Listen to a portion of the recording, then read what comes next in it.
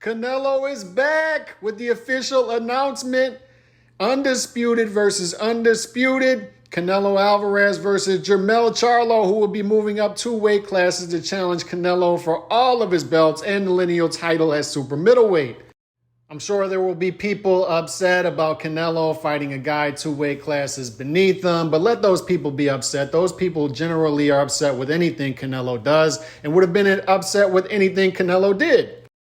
But this is a fun fight and a fun matchup and a fight that will do well at the pay-per-view box office here in America.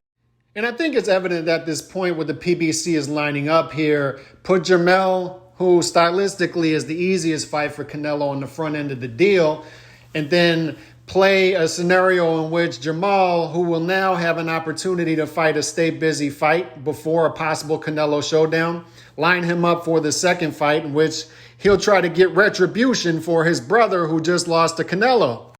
And the most predictable part of this PBC 3-fight deal, I think, is David Benavidez being on the back end of it. David Benavidez has been the big pawn in Al Heyman's game for a while now, and dangling him on the back end of a possible 3 to 4 fight deal for Canelo in order to lure him over there to the PBC for a multi-fight deal. So Benavidez will stay warm in the bullpen while Canelo handles the front end of this deal. It will be interesting to see how Benavidez plays this and his team plays this in the meantime. Will they put him in any sort of danger? Will he fight a Morrell Jr.? Will he fight a lighter touch in order to not ruin the back end of this deal in which David Benavidez gets a shot at Canelo in 2024? And what happens with Tim Tszyu at 154? We talked with Glenn Jennings, who is Tim Tszyu's manager, on the podcast earlier in the week, and he told us that they were assured that an agreement is in place for October and they were just waiting for the PBC to announce it. Obviously, they were being played on that side. Do the belts at 154 become vacant?